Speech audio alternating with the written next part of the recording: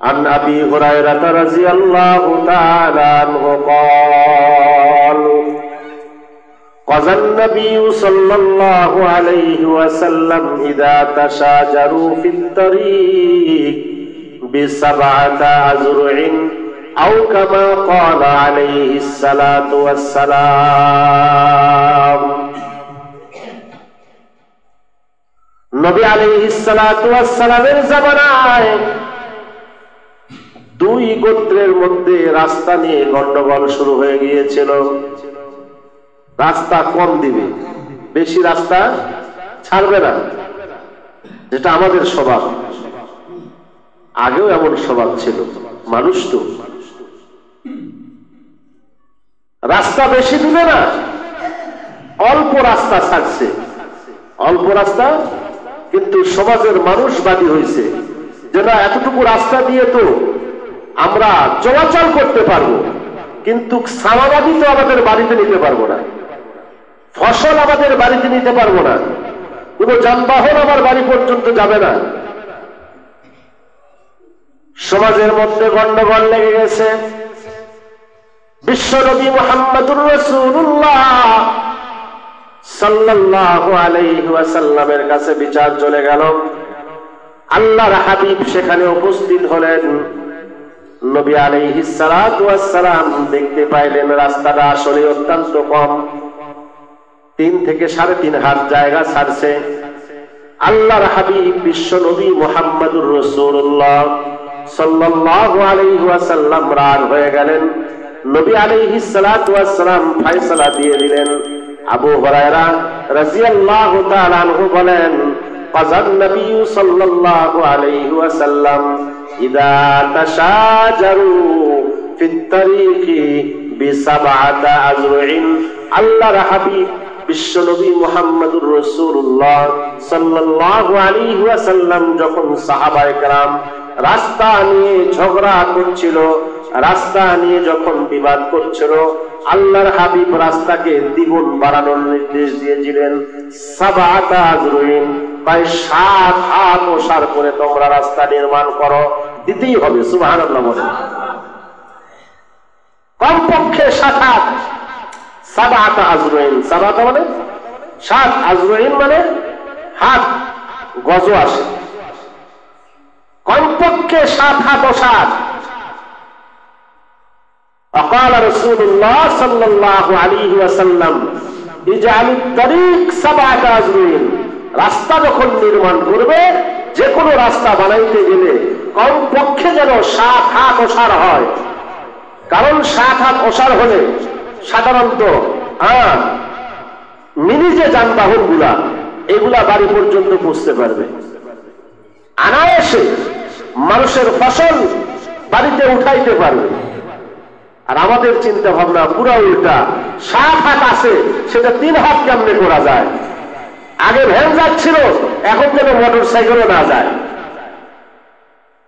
যদিও যাওয়ার অবস্থা থাকে, একটু বৃষ্টি নামলে মাঝখানে বড় একটা খুঁটা মেরে দিয়ে রাখে, গাড়ি যত পার না হওয়ার পরে।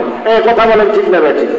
আমি নিজে দেখেছি এই সমাজে, আমি নিজে দেখেছি ঈদগাহ মাঠে আমি গাড়ি নিয়ে যেতে পারি নাই, রাস্তার মাঝখানে ফুটো মারা। কেমন স্বভাব, কেমন স্বভাব! তাই যারা মানুষের চলাচলের রাস্তা বন্ধ করে, সে যেন তার জান্নাতে যাওয়ার রাস্তা বন্ধ করে নেয়। যে মানুষের চলাচলের রাস্তা বন্ধ করলো, সে যেন জান্নাতে যাওয়ার রাস্তা নিজে নিজেই বন্ধ করে নিল, নিজে নিজেই বন্ধ করে নিল। মুসলমান বন্ধুরে আমার, আল্লাহর হাবিব বলেন রাস্তা বন্ধ করা মহাপাপ, আর রাস্তা নির্মাণ করা একটা পুণ্যের কাজ। সুবহানাল্লাহ বলেন। কেমন পুণ্যের কাজ? কয় যেমন মান বানা মসজিদান বানাল্লাহু লাহু বাইতান ফিল জান্নাহ। যেমন একজন ব্যক্তি যদি মসজিদ নির্মাণ করে, আল্লাহ তার জন্য জান্নাতে একটি ঘর নির্মাণ করে, প্রাসাদ নির্মাণ করে।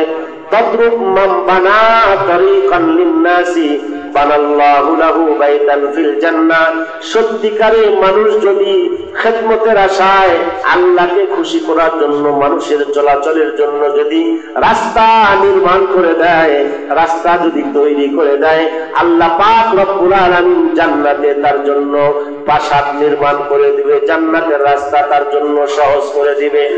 আল্লাহর হাবিব বলেন, তুমি যদি জান্নাতের রাস্তা যদি সহজ চাও, জান্নাতে যদি সহজ ভাবে যদি যাইতে চাও, জান্নাতের রাস্তা যদি খোলা পাইতে চাও, জান্নাতের রাস্তা যদি তুমি ক্লিয়ার চাও, তাহলে মানুষের চলাচলের রাস্তা তুমি ক্লিয়ার করো। মানুষের চলাচলের রাস্তা তুমি ক্লিয়ার করো। قال رسول الله صلى الله عليه وسلم لقد رأيت رجلا يتقلب في الجنة في شجرة قطعها من ظهر الطريق كانت توزي الناس أو كما قال عليه الصلاة والسلام। হাদিসের মধ্যে আসছে, আল্লাহর হাবিব বলে, ও আমার সাহাবীরা, শত শত সাহাবীর সামনে আল্লাহর হাবিব সাহাবায়ে কেরামদেরকে বললেন, ও আমার সাহাবীরা শোনো, আমি যখন মেরাজে গমন করলাম, যাওয়ার পরে জান্নাত জাহান্নাম যখন আল্লাহ পাক রব্বুল আলামিন আমাকে দেখাইতেছিল, আমি দেখতে পাইলাম লাকাদ রাআইতু রাজুলান, আমি একজন যুবককে দেখতে পাইলাম। সুবহানাল্লাহ বলেন, একজন সুদর্শন যুবককে দেখতে পাইলাম। ইয়াতাকাল্লাবু ফিল জান্নাতি ফি শাজারাতিন, সে জান্নাতের বাগানের মধ্যে, জান্নাতের ফলের বাগানের ভিতরে আরেক রকমের ফল, বিভিন্ন রকমের ফলের গাছ, সুমিষ্ট ফলের গাছ, বাগানের মধ্যে একজন যুবক স্বচ্ছন্দে আরামে ঘোরাফেরা করছে, হাসি খুশি ভাবে ঘোরাফেরা করছে, যেখানে খুশি সেখানে যাচ্ছে। একবার এই গাছের ফল পেড়ে খায়, আবার আরেক গাছ থেকে ফল ছিঁড়ে খায়। যখন যে গাছের ফল তার পছন্দ হচ্ছে, আমি দেখতে পাইলাম সে ফলগুলা ছিঁড়ে ছিঁড়ে খায়। সুবহানাল্লাহ বলেন। আমি আশ্চর্য হয়ে গেলাম, যুবককে ডাক দিলাম, এ যুবক এদিকে আসো, এ ভাই এদিকে আসো, তুমি এই যে জান্নাতের বাগানের মধ্যে স্বাচ্ছন্দ্যে ঘোরাফেরার অনুমতি যে পেয়েছো, যেখানে খুশি সেখানে তুমি বিচরণ করার সুযোগ তুমি পেয়েছো, যে গাছের ইচ্ছা সেই গাছের ফল তুমি খাইতে পারতেছো, বলো বলো এমন কি আমল তুমি করেছো যে আমলের বিনিময়ে এই মর্যাদা আল্লাহ তোমাকে দিয়েছে? যুবক ডাক দিয়ে বলে, ইয়া রাসূলুল্লাহ, ইয়া হাবিবাল্লাহ, আমি তেমন কিছু আমল করতে পারি নাই। ইয়া রাসূলুল্লাহ, আল্লাহর হাবিব বলেন, কতাহা মিন যহরিত তরিকি কানাত তুজিন নাস। যুবকের উত্তর ছিল, ইয়া রাসূলুল্লাহ, ইয়া হাবিবাল্লাহ, আমি আমার বাড়িটা রাস্তার সাথে ছিল, রাস্তার সাথে আমার উঠান ছিল। সুবহানাল্লাহ বলেন। রাস্তার সাথে আমরা বলি খোলা, অর্থাৎ রাস্তার সামনে যে আমাদের বাড়ির সামনে যে ফাঁকা জায়গা থাকে, উঠান কেউ বলে খোলা, যার যে ভাষা, ফাঁকা জায়গা। ইয়া রাসূলুল্লাহ, আমার বাড়ির সামনে দিয়াই মানুষের চলাচলের রাস্তা ছিল, আর ওই রাস্তার ধারে একটা আমার ফলের গাছ ছিল। সুবহানাল্লাহ বলেন। খুব মজাদার একটা ফলের গাছ ছিল। এই গাছের ফল বড় মজাদার ছিল, আমার খুব প্রিয় ফল ছিল। এই গাছের ফল শুধু আমি খাইতাম না, আমার পাড়ার মানুষগুলাও খাইতো। সুবহানাল্লাহ বলেন। আমার মহল্লার মানুষগুলা এই ফলগুলা খাইতো। ইয়া রাসূলুল্লাহ, শুধু তাই নয়, গরমের মৌসুমে আমি সেখানে মাচা পেরে সেখানে আমি বিশ্রাম নিতাম, সুন্দর বাতাস গায়ে লাগতো, সেখানে আমি আরাম করতাম। অনেক রাত পর্যন্ত বন্ধু বান্ধব নিয়ে সেখানে আমি আড্ডা দিতাম, গল্প গুজব করতাম। কিন্তু ইয়া রাসূলুল্লাহ, ইয়া হাবিবাল্লাহ, এই রাস্তার মাঝে, এই রাস্তার সাথে ধারে এই গাছটা থাকার কারণে যানবাহনের চলাচলের বড় সমস্যা হতো। যানবাহন পারাপার হতে পারত না, সামান নিয়ে পারাপার হতে পারত না, মানুষের কষ্ট হইতো। আমি যখন দেখলাম মানুষের কষ্ট হয়, ইয়া রাসূলুল্লাহ, ইয়া হাবিবাল্লাহ, যদিও এই গাছ আমার বড় প্রিয় ছিল, যদিও এই গাছের গোড়ার সাথে আমার অনেক স্মৃতি লুকায়িত ছিল, ইয়া রাসূলুল্লাহ, আমি মানুষের চলাচলের যেন সহজ হয়, মানুষের সামনাতি নিতে যেন অসুবিধা না হয়, যানবাহন চলাচল করতে যেন সমস্যা না হয়, এই জন্য আমি এই গাছটা কেটে ফেলেছিলাম। আর এই গাছ কেটে দেওয়ার কারণে আল্লাহ পাক রব্বুল আলামিন এত খুশি হয়েছে, এত খুশি হয়েছে, আল্লাহ পাক রব্বুল আলামিন আমাকে জান্নাতের অনুমতি দিয়েছেন, জান্নাত আমার জন্য ওয়াজিব করে দিয়েছেন। শুধু তাই নয়, আল্লাহ তাআলা আমাকে পারমিশন দিয়েছেন, তুমি একটি গাছ মানুষের কল্যাণের জন্য কেটেছো, হাজারো লক্ষ কোটি গাছ আমি তোমাকে জান্নাতে দিয়ে দিলাম, জান্নাতে সারা গাছের নিয়ামত তোমাকে দিয়ে দিলাম, হাজার হাজার ফলদার গাছ তোমার সামনে, যে গাছের ফল তোমার খুশি সে গাছের ফল তুমি খাইতে পারবে, কেউ তোমাকে বাধা দিবে না।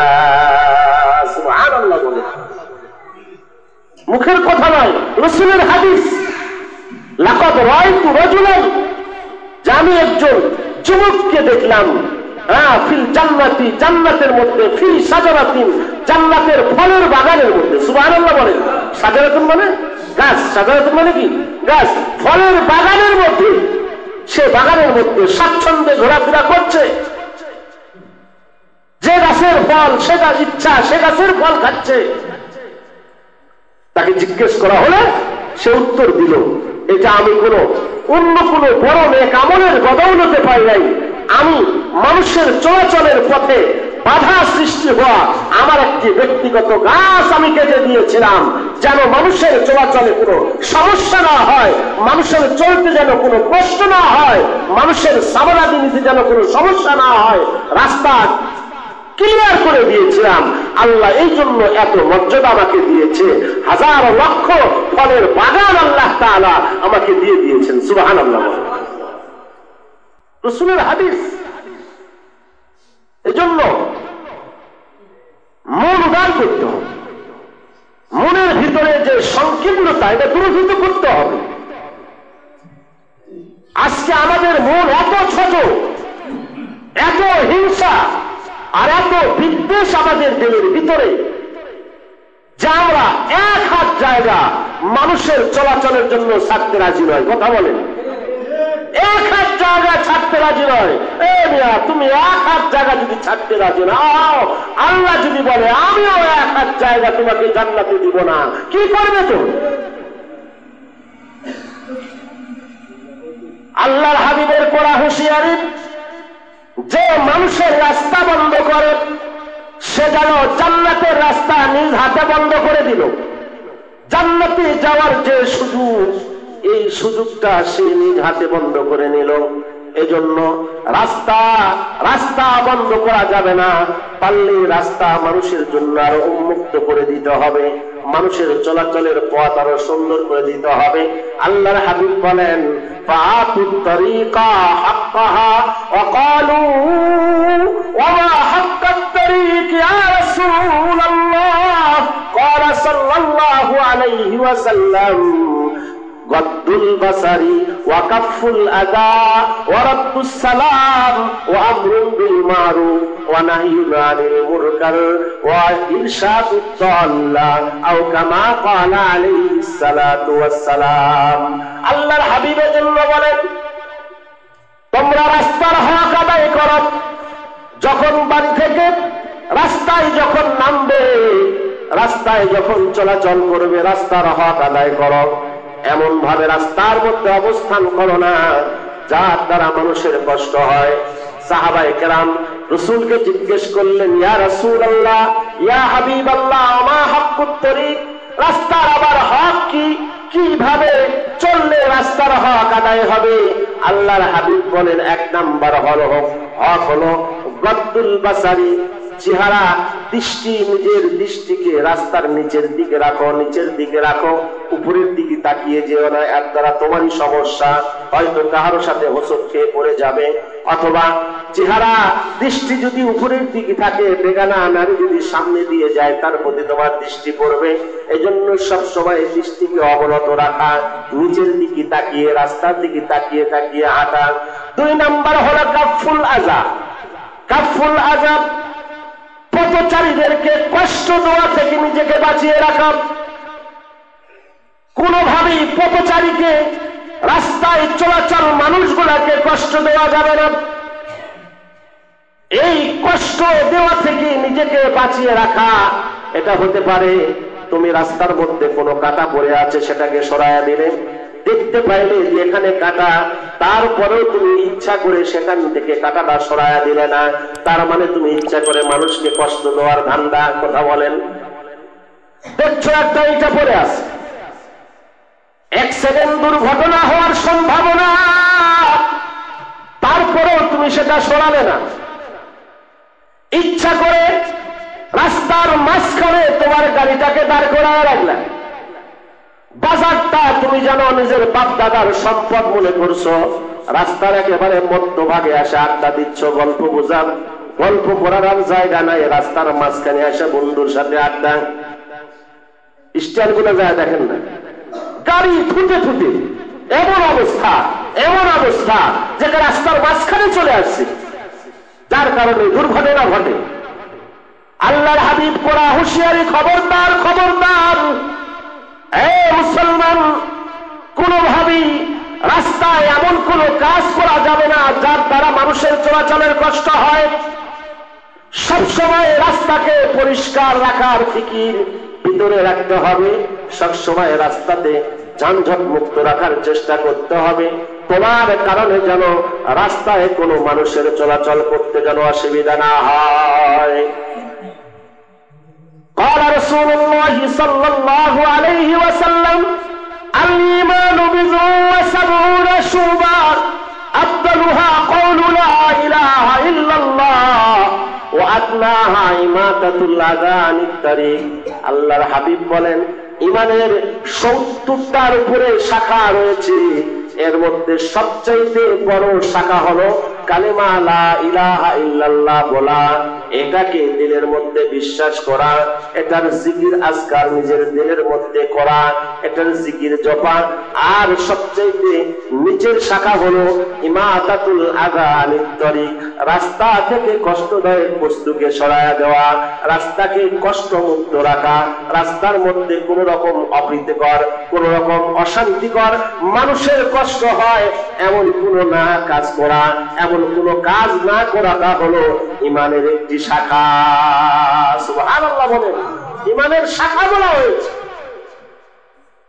وعن أبي ذر رضي الله تعالى عنه قال قال رسول الله صلى الله عليه وسلم يصبح على كل سلامين من ابن آدم صدقة। আল্লাহর হাবিব বলেন, প্রতিটি মানুষ যখন ঘুম থেকে জাগ্রত হয়, যখন ঘুম থেকে জাগ্রত হয়, যখন তার সামনে সুপ্রভাত জাগ্রত হয়, সুপ্রভাত ঘটে যায়, সকালবেলা যখন হয়ে যায়, প্রত্যেকটা মানুষের শরীরে অসংখ্য জোড়া জয়েন রয়েছে, অস্থি রয়েছে। কোন কোন কিতাবের মধ্যে পাওয়া যায়, ডাক্তাররা বলেন যে এক একটা মানুষের শরীরের মধ্যে কমপক্ষে 360টার মতন জোড়া রয়েছে। আল্লাহর হাবিব বলেন, এই 360টি জোড়ার প্রত্যেকটি জয়েন্টের জন্য এক একটা সদকা বান্দার উপরে ওয়াজিব হয়। বান্দা যখন ঘুম থেকে ওঠে, তখন এই বান্দার উপরে তার শরীরের প্রত্যেকটা জোড়ার জন্য, প্রত্যেকটা জোড়ার জন্য এক একটা সদকা করা তার জন্য ওয়াজিব হয়ে যায়। সাহাবায়ে কেরাম জিজ্ঞাসা করেছিলেন, ইয়া রাসূলুল্লাহ, 360টি জোড়া, এতগুলি জয়েন, এতগুলো অস্থির সদকা আমরা কেমনে দিব? আল্লাহর হাবিব বলেছিলেন, তাসলিমুহু আলা মান লাকিয়া সাদাকা। সুবহানাল্লাহ বলেন, বান্দা যখন ঘুম থেকে উঠেন, ওঠার পরে যখন কারোর সাথে দেখা হয়, দেখা হওয়ার পরে যখন বান্দা কাউকে সালাম দেয়, এই সালাম দেওয়ার দ্বারা তার একটা জোড়ার সদকা আদায় হয়ে যায়। সুবহানাল্লাহ বলেন। এবার বান্দা যখন ওয়া আমরুন বিল মারুফ, ভালো কাজে যখন কাউকে আদেশ করে, এই আদেশ করাটা একটা জোড়ার সদকা হয়ে যায়। ওয়া নাহিহু আনিল মুনকার, মানুষকে যখন অসৎ কাজ থেকে নিষেধ করে, এই নিষেধ করাটাও তার একটা জোড়ার জন্য সদকা হয়। ওয়া ইমাতাতুল আযা, ওয়া ইমাতাতুল আযা আনিত তারিকি সাদাকা, বান্দা যখন রাস্তায় চলতে গিয়া কোনো কষ্টদায়ক বস্তু যদি বান্দা রাস্তা থেকে সরায়া দেয়, রাস্তা থেকে যদি সরায়া দেয়, রাস্তা যদি পরিষ্কার করে দেয়, আমার হাবিব বলে এই যে রাস্তা থেকে একটা ময়লা, রাস্তা থেকে একটা ইটার টুকরা, রাস্তা থেকে একটি কাঁটা, রাস্তা থেকে একটা কষ্টদায়ক বস্তু যে সরায়া দিল, এই সরায়া দেওয়ার বিনিময়ে আল্লাহ পাক রব্বুল আলামিন তার শরীরের এক একটা জয়েন্টের সদকার সওয়াব তার আমলনামায় দিয়ে দেয়। আল্লাহু আকবার বলেন, আরে চিল্লান আল্লাহু আকবার। এভাবে বান্দা যখন ভালো কাজগুলি করতে থাকে, যত ভালো কাজ করে, নামাজ পড়ে, নফল পড়ে, জিকির আজকার করে, কোরআনের তেলাওয়াত করে, এক একটা জোড়া, এক একটা জয়েন্টের, এক একটা অস্থির সদকা আদায় হয়ে যায়, সদকা আদায় হয়ে যায়, সদকা আদায় হয়ে যায়। সুবহানাল্লাহ বলেন। আজ আমাদের ফিকির নাই, আখিরাতের ফিকির নাই, যার কারণে নবীজির আদর্শগুলো আমাদের মধ্যে নাই। নবীজির আদর্শ ভিতরে নিয়ে আসেন, তেল পরিষ্কার হবে, আল্লাহর সাথে সম্পর্ক হবে, রাসূলের সাথে সম্পর্ক হবে। আর আল্লাহর সাথে যদি সম্পর্ক হয়, রাসূলের সাথে যদি সম্পর্ক হয়, ঠিকানা কোথায় বলেন? ঠিকানা কোথায়? জান্নাত। আল্লাহ পাক রব্বুল আলামিন রাসূলের এই মহান সুন্নাত বেশি বেশি মানুষের চলাচলের জন্য, মানুষের সামানাদি পারাপারের জন্য রাস্তা নির্মাণ করা এবং রাস্তাকে সবসময় কষ্টদায়ক বস্তু থেকে মুক্ত রাখা, রাস্তা থেকে কষ্টদায়ক বস্তু সরায় দেওয়ার মন মানসিকতা আমাদের প্রত্যেকের দিলের মধ্যে তৈরি করে দেব। আমিন বলেন। আসসালামু আলাইকুম প্রিয় ভাই ও বোনেরা, আপনাদেরকেও আহ্বান করছি চ্যানেলটি সাবস্ক্রাইব করুন, ভিডিওতে লাইক দিন আর আপনজনদের সাথে শেয়ার করে ছড়িয়ে দিন কল্যাণ।